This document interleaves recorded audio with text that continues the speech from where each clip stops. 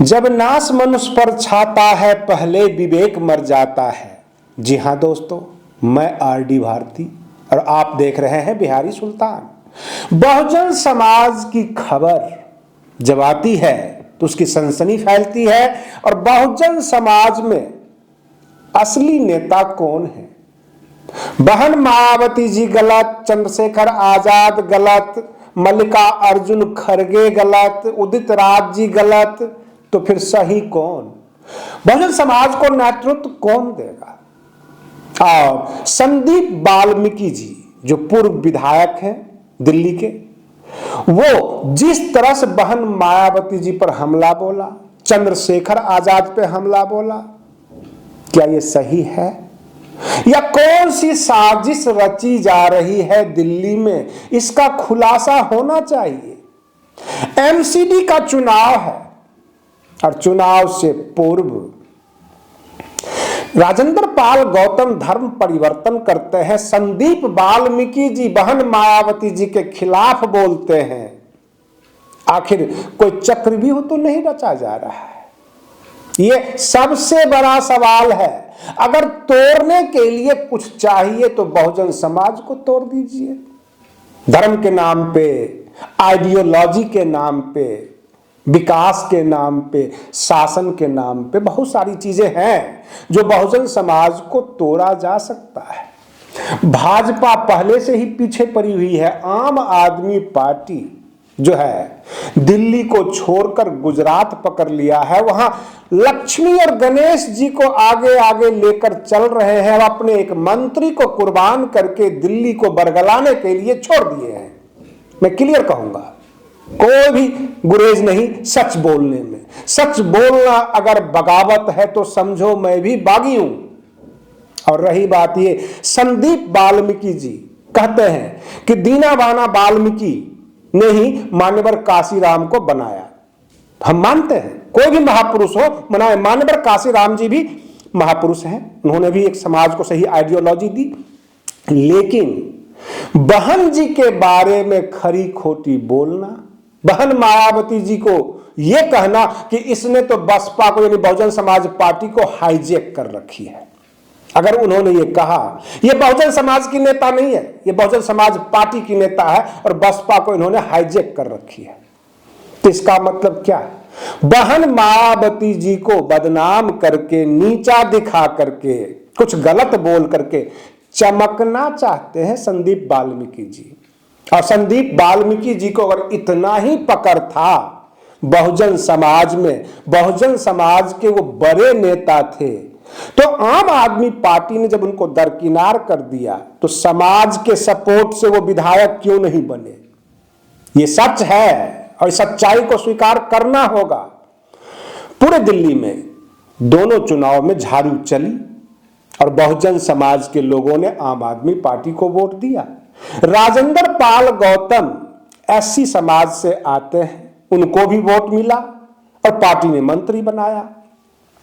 Doctor Ambedkar ने एक बहुत बड़ी आइडियोलॉजी दी, देश को संविधान दिया, लेकिन देश का संविधान देने के बावजूद भी उन्होंने संविधान में भी लिखा कि आस्था का अधिकार, सबको अपना अपना धर्म मानने का अधिकार है। और रही बात ये फिलहाल जो चल रहा है, भाजपा तो सनातन धर्म को अपना कॉपीराइट समझती है और कुछ लोग धर्म परिवर्तन करके और ये चाहते हैं पूरा का पूरा बहुजन समाज उनके पीछे लग जाएगा। तो आपको एक और सच्चाई बता देता हूं, 50 वर्ष से ज्यादा उम्र के जो लोग हैं बहुजन समाज में, जिन्होंने पूरी दुनिया देखी है अभी तक, वह धर्म परिवर्तन में विश्वास नहीं करते।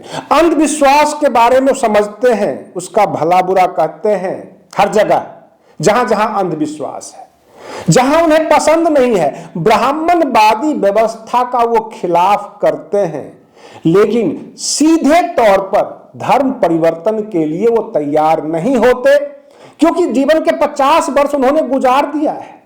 यही सच है। और रही बात ये, धर्म और राजनीति एक दूसरे का पूरक बनाकर ये नेता लोग चल रहे हैं और सोचते हैं चलो भाई, धर्म परिवर्तन कर लिए तो पूरा का पूरा समाज हमारे तरफ आ जाएगा। सीधे तौर पे कहा संदीप वाल्मीकि जी ने कि जो 22 प्रतिज्ञा बाबा साहेब की हैं, उसके ऊपर जब राजेंद्र पाल गौतम ने बोला, विवाद उठा, तो बहन मायावती जी भी किनारे कर ली, कुछ नहीं बोली। और चंद्रशेखर आजाद समाज सेवक है, अच्छा करता है, सपोर्ट करता हूं, परंतु इस वक्त उसको हमारे साथ होना चाहिए था और वो किनारा कर लिया अपने आप। चंद्रशेखर आजाद को भी उन्होंने सही नहीं माना, बहन मायावती जी को उन्होंने सही नहीं माना इस 22 प्रतिज्ञा के ऊपर। हो सकता है कि अगर वो लोग नजदीक आते तो कोई और समाज जो है उनसे खिलाफ होता। राजनीति में है, सबको लेकर चलने की जिम्मेदारी होती है।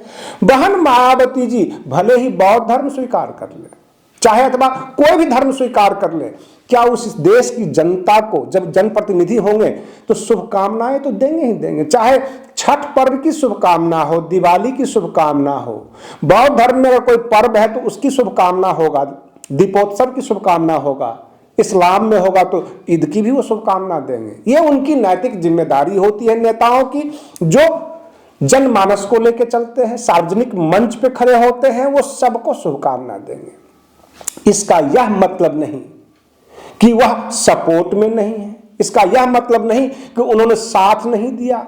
ले देकर बहुजन समाज को बिखेरने की तैयारी होती है। रोज एक नया पौधा उगता है और अपने आप को वृक्ष कहने लग जाता है, जबकि बहुजन समाज पार्टी एक बड़ा बरगद का पेड़ है। यह और बात है, उनमें जटाएं बहुत निकली और सब छोटे छोटे पैर बरगद के जो है, मतलब छोटे छोटे जो पौधे निकले वो अपने आप को बरगद के बराबरी करने लगे। हर स्टेट में बसपा का कैडर है और सामने एमसीडी का चुनाव है, आकाश आनंद उसको नेतृत्व करेंगे।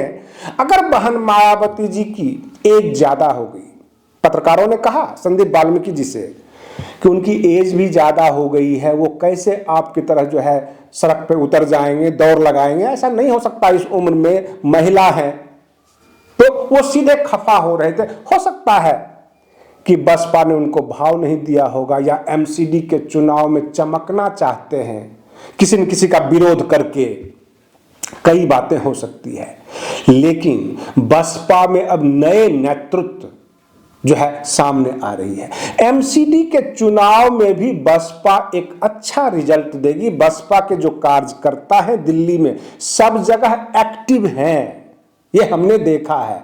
रही बात बसपा के कार्यकर्ता को, बसपा से अगर शिकायत है तो वहां के प्रदेश अध्यक्ष से जाकर डिस्कस करेंगे, उनके साथ हंगामा करेंगे, बोलेंगे। लेकिन सीधे एक नया जो ट्रेंड बना है, मायावती पे हमला करो, पूरा बहुजन समाज हमको देखने लग जाएगा, हम चमक जाएंगे, इससे राजनीति नहीं होती। इससे कांग्रेस को और भाजपा को इनडायरेक्टली सपोर्ट मिलता है, आम आदमी पार्टी को सपोर्ट मिलता है।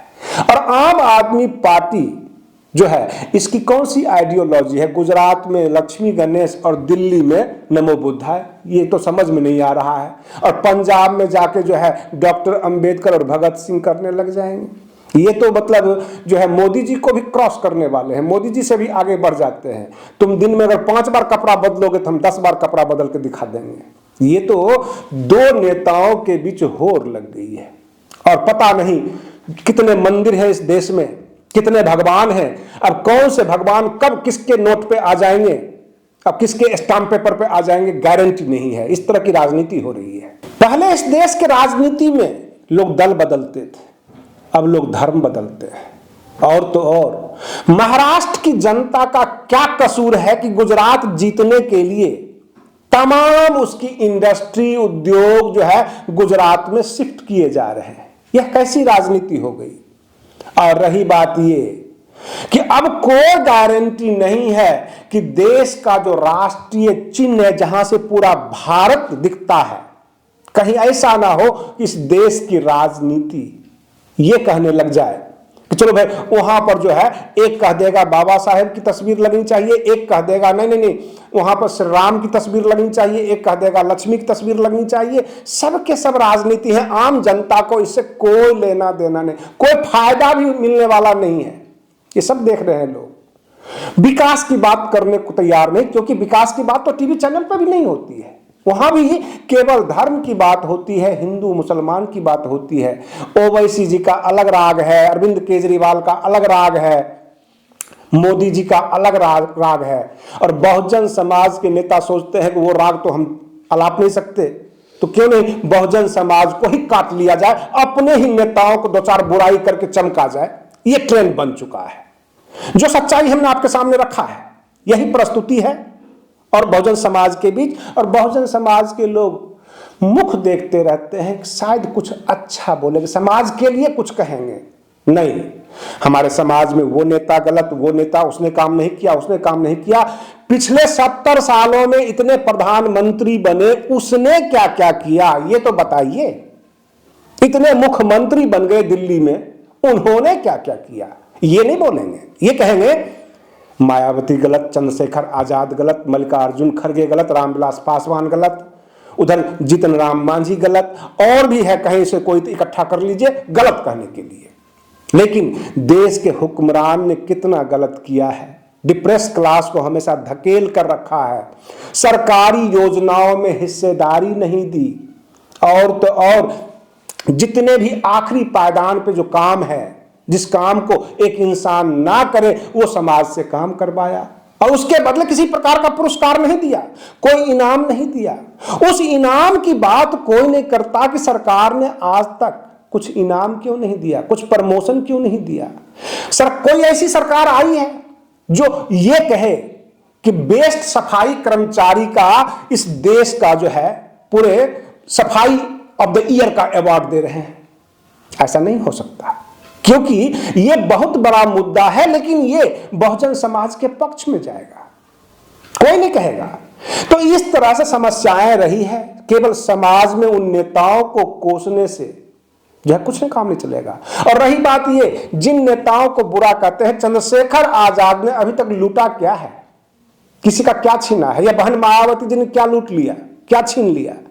और बात है कि उनको चारों तरफ से प्रशासनिक व्यवस्था ने काम करने नहीं दिया जितना वो चाहते थे।